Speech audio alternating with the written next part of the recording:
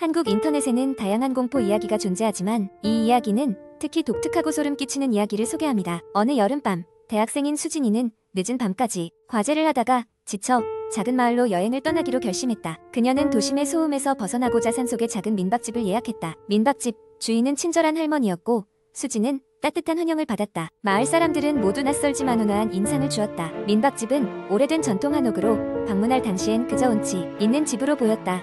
수진이 묵게 된 방은 오래된 나무문과 창살로 되어 있었고 방 한쪽에는 낡은 흑백 사진들이 걸려 있었다. 그 사진들 속 인물들은 어딘지 모르게 으스스한 미소를 짓고 있었다. 첫날 밤 수진은 깊은 잠에 빠졌다. 그런데 새벽 2시쯤 갑자기 싸늘함을 느끼며 깨어났다. 그녀는 주변을 살폈지만 아무것도 보이지 않았다. 그러다 문득 창살 너머로 무언가 움직이는 그림자가 보였다. 수진은 심호흡을 하며 가까이 다가가 보았더니 계란 귀신 같다며 전해지는 전설 소규령이 방 앞을 서성이고 있었다. 수진은 공포에 떨며 이불 속으로 몸을 숨겼다. 뭔가 나긋나긋한 소리가 귓가를 맴돌며 그녀의 이름을 속삭였다. 그러나 순간 그 음성은 갑자기 사라지고 방 안은 다시 고요해졌다. 그녀는 믿을 수 없는 경험에 두려움을 감추지 못한 채 어찌할 바를 몰라 했다. 다음 날 아침 수진은 일어나자마자 할머니에게 전날 밤 겪은 일을 이야기했다.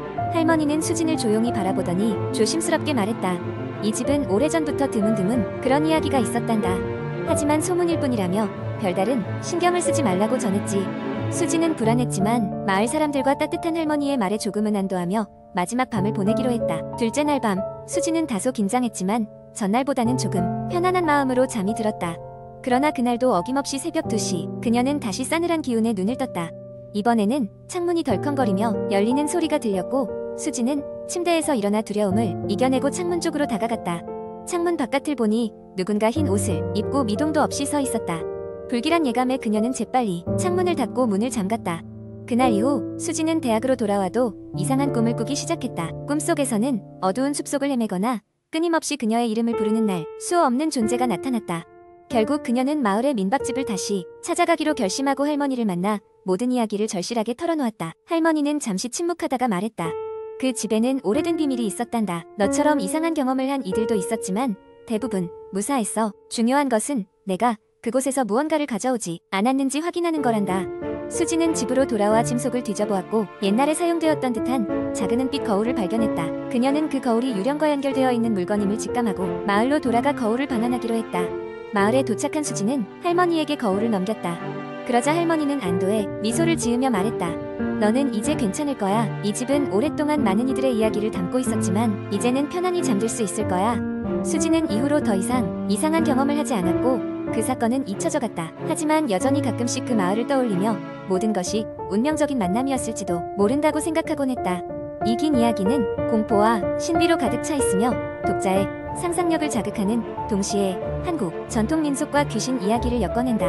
현실과 비현실을 넘나드는 이 이야기는 많은 이들에게 공포와 흥미를 동시에 불러일으킬 것이다. 두 번째 이야기. 어느 날 나는 늘 그렇듯 늦은 밤까지 회사에서 야근을 하고 있었다. 그날은 유난히 일이 많아 자정을 넘기고 나서야 사무실을 나설 수 있었다. 시계는 벌써 새벽 1시를 가리키고 있었다. 내가 일하는 사무실은 지하철역에서 꽤 멀리 떨어져 있어서 평소에는 버스를 타고 집까지 가곤 했다. 하지만 그날은 너무 늦은 시간이라 마지막 버스마저 끊기고 말았다. 어쩔 수 없이 택시를 잡으려고 길가를 배회하다가 우연히 골목길에서 택시 한 대가 서 있는 것을 발견했다. 이상하게도 택시는 운전사 없이 깜빡이만 켜져 있었다. 조금 불안했지만 집까지 너무 멀리 걸어가기에는 힘이 붙여서 혹시나 하는 마음에 뒷문을 열고 택시 안을 들여다보았다. 그때 내 눈에 이상한 것이 들어왔다. 백미러에 작은 종이 쪽지가 붙어 있었다. 조용히 하자. 그는 듣고 있다. 순간적으로 등골이 싸늘해졌다. 무슨 의미인지 이해할 수도 없었고 왜 그런 쪽지가 붙어 있는지도 알 수 없었다. 하지만 이상한 기운을 느꼈고 뭔가 잘못되었다는 본능적인 느낌에 따라 택시에서 멀어지기로 했다. 걸어서 집까지 이동하기 시작했다.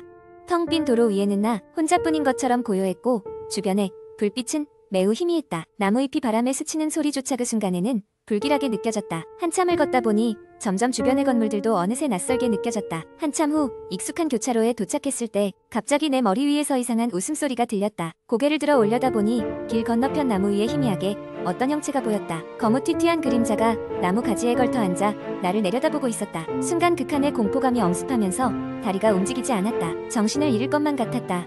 비몽사몽으로 정신을 차린 나는 서둘러 다시 뛰기 시작했다. 얼마나 뛰었던 걸까? 드디어 집 앞에 도착했을 때 나는 수미터까지 차올라 있었다. 문을 열고 집으로 들어가자마자 바로 문을 잠그고 커튼을 내렸다. 그제야 비로소 약간의 안도감을 느낄 수 있었다. 씻지도 않고 그대로 침대에 누웠는데 휴대폰에 메시지가 하나 와 있었다. 발신자를 확인하니 알 수 없는 번호였다. 메시지 내용은 단 한 문장이었다. 너를 본 사람은 없다. 하지만 그가 널 보고 있다. 심장이 멎는 것 같은 그 순간 창밖에서 또다시 들려오는 그 기분 나쁜 웃음소리.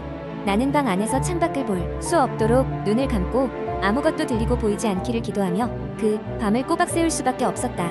그 이후로 나는 무슨 일이 일어나더라도 그 시간에는 절대 외출하지 않는다. 아마 나를 그날 무슨 일을 당할 뻔했는지 정확히 알게 되는 날이 오지 않을 수도 있다. 하지만 그날의 밤은 절대 잊을 수 없다. 아직도 씻어내지 못한 그 두려움이 종종 나를 찾아온다. 세 번째 이야기. 한국 인터넷에는 많은 공포 이야기가 있지만 그 중에 하나를 길게 풀어보겠습니다. 어느 시골 마을에 자리한 작은 한옥. 그곳에는 오래된 전설이 있었다. 붉은 여인이라고 불리는 귀신이 이 집을 떠돌고 있다는 것. 그 집은 몇십 년째 빈 채로 남아 있었다. 오래된 기와와 얼룩진 나무, 벽은 세월의 무게를 간직하고 있었다. 사람들은 집 근처를 지날 때면 종종 서늘한 바람을 느끼곤 했다. 이야기는 서울에서 온 대학생인 지훈이 여름방학을 맞아 친구들과 함께 그 마을로 여행을 가면서 시작되었다. 마을 사람들은 외지인에게 친절했지만 지훈과 친구들이 그 집에 간다고 했을 때만은 모두가 한결같이 경고했다. 그 집에 가지 마요. 붉은 여인이 나타난다고. 지훈은 이런 미신을 믿지 않았다. 오히려 대학에서 공포 영화를 전공하는 그는 여행 중에 전설을 바탕으로 한 단편 영화를 찍고 싶어 했다. 친구들은 처음에는 반대했지만 결국 그의 고집에 설득당해 촬영을 시작하기로 했다. 날이 저물 무렵 그들은 촬영 장비를 챙겨 그 집으로 향했다. 집은 생각보다 더 음산했다. 해가 지면서 그림자가 길어지고 나뭇잎들이 으스스하게 흔들렸다. 문은 녹슬어 삐걱거렸고 내부는 먼지와 거미줄로 가득했다. 지훈은 핸드헬드 카메라를 켜고 집안을 돌아다니기 시작했다. 곳곳에는 오래된 가구들이 먼지를 뒤집어 쓴 채 방치되어 있었다. 친구와 함께 거실, 부엌, 작은 방을 둘러보던 중 벽에 걸린 낡은 액자 하나가 눈에 띄었다. 액자 속에는 붉은 한복을 입은 여인의 흑백 사진이 담겨 있었다. 그녀의 얼굴은 무표정했지만 날카로운 눈빛이 카메라를 응시하는 것처럼 느껴졌다. 지훈은 그 사진을 찍어두기로 했다. 당시엔 아무 일도 일어나지 않는 듯했지만 서서히 이상한 일들이 벌어지기 시작했다.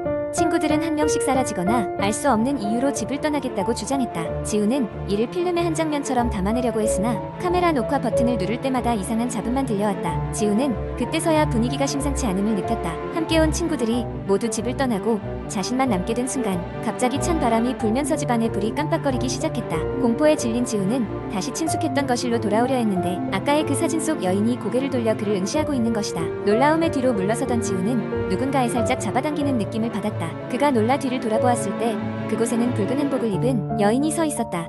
그녀의 입가에는 섬뜩한 미소가 떠올라 있었다. 지훈은 그 소름 끼치는 얼굴을 마지막으로 의식을 잃었다. 다음날 아침 경찰이 도착했을 때 지훈은 집 밖에서 정신을 잃은 채 발견되었다. 친구들은 모두 마을로 돌아와 있었고 누구도 왜 집을 떠나야 했는지 기억하지 못했다. 지훈조차도 그 집에서 무슨 일이 있었는지 정확히 기억할 수 없었다. 단지 그의 카메라에는 청각적인 잡음 외에 이상한 영상은 남아있지 않았다. 그 집은 여전히 서 있었지만 그 이후로는 아무도 그 집에 가려 하지 않았다. 붉은 여인의 전설은 그들 세대에 걸쳐 여전히 마을에 남아있었다. 지훈은 전설을 듣고 기록으로 남기려 했지만 그저 미신처럼 남아있을 뿐이었다. 그는 다시는 공포 이야기를 실험 삼아 도전하지 않겠다고 다짐했다. 하지만 가끔씩 그는 자신도 모르게 무의식 중에 붉은 여인의 얼굴이 떠올라 잠에서 깨어날 때가 있었다. 그럴 때면 마치 그녀가 여전히 그를 보고 있는 듯한 착각에 빠지곤 했다. 네 번째 이야기. 인터넷에 떠도는 공포 이야기 중 하나를 각색해 길게 풀어보겠습니다. 이야기는 한국의 한 작은 마을에서 시작됩니다. 이 마을은 주변을 빽빽한 숲과 높은 산들로 둘러싸여 있어 다른 지역과는 조금 동떨어져 있었습니다. 마을 사람들은 서로를 잘 알고 지냈으며 외지인은 거의 찾아오지 않았습니다. 가을 어느 날 마을 회관에서 작은 축제가 열렸습니다. 마을 사람들은 저마다 준비한 음식을 나누며 즐거운 시간을 보내고 있었습니다. 해가 뉘엿뉘엿 저물고 사람들이 집으로 돌아갈 준비를 할 무렵 마을 입구에서 낯선 사람이 나타났습니다. 그 사람은 지친 기색이 역력했으며 여행 중기를 잃었다고 말했습니다. 마을 사람들은 흔쾌히 그를 환대했고 그날 밤 머물 수 있도록 도와주었습니다. 낯선 이는 영호라고 자신을 소개했으며 이내 마을 사람들과 친해졌습니다. 하지만 영호가 마을에 머무른 그 주부터 이상한 일들이 벌어지기 시작했습니다. 처음에는 가축들이 이유 없이 사라지더니 곧이어 마을 사람들 중 몇몇 이 밤마다 악몽에 시달리기 시작했습니다. 꿈속에서는 새까만 그림자가 나타나 그들을 쫓아다녔다고 했습니다. 며칠 후 마을에서 가장 오래된 나무 밑에서 메마른 피로 얼룩진 옷가지가 발견되었습니다. 마을 사람들은 섬뜩한 기분에 사로잡혔고 영호와의 관계를 떠올리지 않을 수 없었습니다. 그들은 점점 그를 경계하게 되었습니다. 이런 불안한 분위기 속에서 한 청년이 영호와 대화를 시도했습니다. 청년은 마을 사람 중 한 명이었고 그의 가족 또한 악몽에 시달리고 있었기 때문입니다.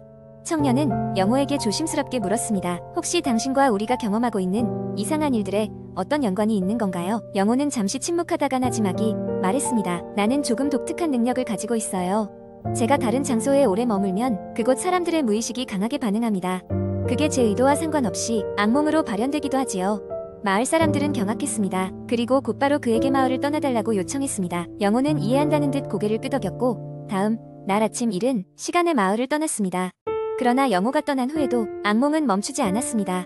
사람들이 서서히 진실을 깨닫게 된 건 마을에 전해 내려오는 오래된 전설을 되새겼을 때였습니다. 그 전설에 따르면 마을이 자리 잡은 이곳은 오래전부터 강한 영적인 힘이 흐르는 곳이었으며 민감한 자들은 그의 영향을 받는다고 했습니다. 영호의 능력은 단순한 개입일 뿐 문제의 진짜 원인은 이 땅 자체에 있었던 것이 아닐까 하는 의문이 들었습니다. 결국 마을 사람들은 집단적으로 결단을 내렸습니다. 마을을 완전히 떠나 다른 곳에 정착하기로 한 것입니다. 오래된 전통과 끈질긴 애착을 갖고 있던 땅을 떠나는 것이 쉽지는 않았지만 그들은 안전과 행복을 위해 길을 떠났습니다. 몇 년이 지나 그 마을은 완전히 잊혀져갔고 사람들 사이에서 떠도는 소문에 의해 공포스러운 장소로만 남게 되었습니다. 그러나 그곳을 지나치는 사람들 중 일부는 여전히 숲 너머에서 났고 우문거리는 소리를 들었다고 주장합니다. 마치 땅 자체가 그들을 부르고 있는 것처럼